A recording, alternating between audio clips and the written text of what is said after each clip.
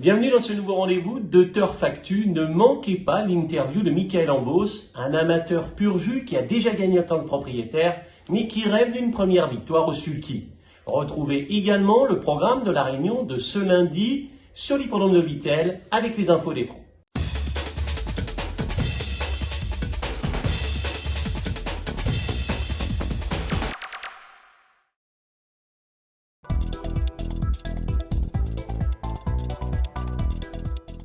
Commençons la rubrique des gagnants avec les trotteurs. Depuis des semaines, les victoires se succèdent pour l'écurie de Jean-Luc. Le 20 juillet, Chrono Giel se promène sur l'anneau d'Amiens. Le 3 août, c'est au tour de King of Giel de s'imposer à Enghien, portant à 9 le nombre des succès en 2 mois pour l'entraîneur Jean-Luc Dersoir. Sur les pistes en herbe du côté de Montirandère, Italia Turgo apporte un premier gagnant à la casaque de Michael Ambos. La jument est entraînée par Benoît Barbier. À Vittel, Invictus de Heurt ravit Lilian Young. Le cheval retrouve toutes ses sensations. Il s'impose une nouvelle fois avec la manière. En plat, la famille Bossert fait parler d'elle.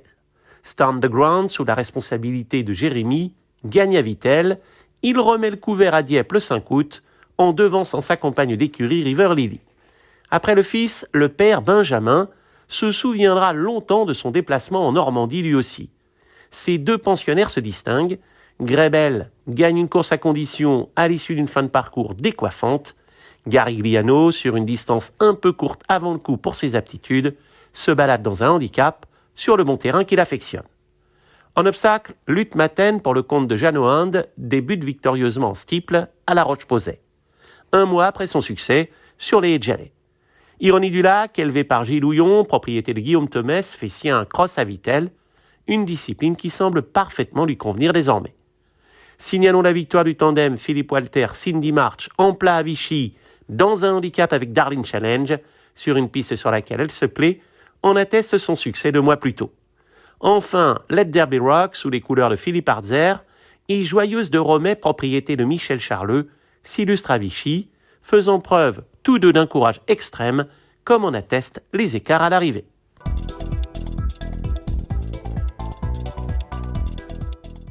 Michael Ambos a tout du camarade idéal. Ce trentenaire à l'allure de rugbyman attire la sympathie au premier regard.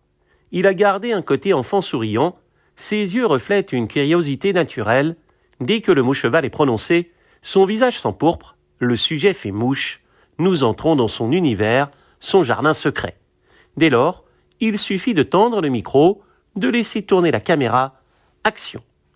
Jeune, j'ai commencé par monter en club hippique dans les écuries de Marienthal, après à Poney, fait des courses rurales, des petits concours, des concours hippiques. Et après, donc, j'étais plus intéressé par l'entraînement du cheval de course proprement dit. Et donc du coup, j'avais 14-15 ans, pendant les vacances, j'allais monter chez Michel Krebs. Donc voilà. Après, en 2000, il me semble que c'était en 2003, l'achat du premier cheval, donc c'était Tuxedos, un petit cheval qui avait fait une dernière saison chez nous, qui avait pris une place ou deux. Et 2005, c'était vraiment les débuts. C'était les débuts avec Rich Noble, qu'on avait réclamé à Nancy, qui nous avait gagné 2 courses durant l'année 2005. Donc après, en suivant, c'était les études, donc forcément, il y a un peu moins d'activité au niveau des chevaux. Donc en 2007, j'ai eu la chance de faire un tour à Cagnes-sur-Mer chez Fabrice Chappé. Et là-dessus, en rentrant du meeting, j'ai décidé d'acheter un cheval qui s'appelle Blasting Power. Donc Blasting Power, c'est la belle histoire. C'est un cheval 6 ans, Médène. Et il m'a gagné 3 courses, donc une ici, une à Compiègne et une à Lyon. Après ce Blasting Power, on a eu avec Classe qui nous a fait notre premier gagnant sur les couleurs et l'entraînement de mon père, qui avait passé son permis d'entraîner. Et du coup, s'ensuit des années un petit peu creuses, forcément avec le boulot, on a moins le temps de faire certaines choses. Et de 2014 à 2019, c'était de belles saisons, j'avais un peu plus le temps.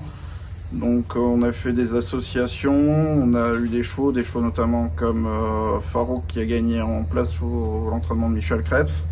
Priego également qui nous a fait quelques places que l'on a vendu à réclamer en Belgique. Et après, on a eu la belle histoire de Cormery qui nous a gagné 3 courses. Donc 3 courses, notamment une vraie spécialiste des 1600 mètres de Vittel l'été. J'ai eu 2 petits chevaux d'obstacle aussi. Un Calypso du Puy Noir, avec qui après 3 ans d'absence a été second pour sa rentrée. Bon, malheureusement il n'a pas tenu dans les jambes, qui était son péché mignon. En 2019, bon, un peu moins de temps, j'ai décidé de me tourner un petit peu vers le trotteur. Petite anecdote, en rentrant des courses d'Aix-les-Bains, j'ai mon ami qui travaille là-bas, Anthony Tessieux, et il me dit bah arrête-toi, tu vas trotter des chevaux. Et c'est là que le virus a un petit peu pris. Et du coup, je suis revenu dans la région et je suis allé voir monsieur Barbier, et puis on a commencé notre collaboration. En 2019, Michael obtient sa licence d'amateur. Il participe à plusieurs compétitions, s'octroyant des accessites avec Emporio Deva.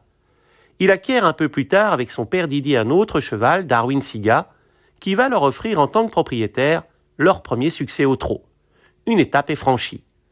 En novembre dernier, Michael achète Italia Turgo. Cette dernière va lui permettre de remporter sa première course sous ses propres couleurs. Un nouveau cap est atteint. Il reste encore néanmoins une marche à franchir pour accéder à l'objectif final. Il tarde d'avoir une victoire, mais on espère qu'avec Italia Turgo, là, sur la fin du mois d'août, il y a 2 bons engagements en amateur. Je pense qu'on va essayer d'en courir une des deux, ou les deux. Je suis commercial au sein de la société Dictal Bureautique, qui est spécialisée dans tout ce qui est flux documentaire, notamment l'impression du document, la gestion électronique du document, les écrans interactifs. Donc c'est mon métier au quotidien. On essaye de se voir régulièrement avec Benoît, notamment pour travailler les chevaux le samedi. C'est une sensation de plaisir, de liberté, et c'est agréable.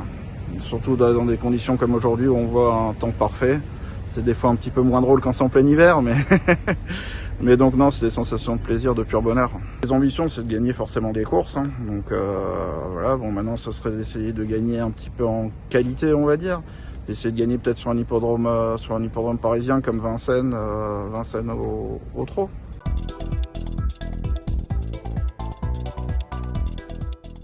Vittel a ravi son public à l'occasion des 120 ans de l'hippodrome. Le spectacle a été absolument splendide, rythmé par des cascades équestres aux rondes présentations et sur la piste. Les bénévoles ont été conviés par le président Bertrand Petit-Collat à souffler les bougies du gâteau qui a célébré l'événement. La réunion premium de ce lundi s'adresse aux galopeurs. Elle compte 3 courses d'obstacles et 5 de plat. La première épreuve part à 11h. Seront à surveiller particulièrement au cours de cette journée l'entraîneur Anne-Sophie Paco, qui a préparé avec soin son pensionnaire pour le steeple. Mathieu Pitard, qui a remporté beaucoup de courses cet an dernier, compte sérieusement sur ses élèves. Bruno Audouin effectue un très long déplacement depuis l'ouest du pays. Il ne souhaite pas rentrer bredouille.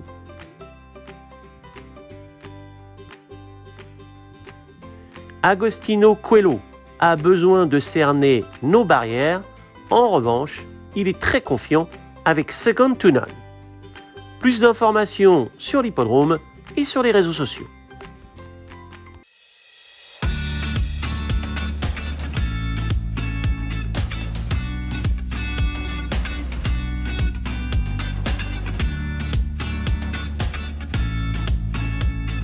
Merci pour votre fidélité. Si vous n'êtes pas encore abonné, c'est le moment de le faire. C'est simple et gratuit. Il vous suffit de cliquer sur le bouton du bas. À très vite dans Turf Actu.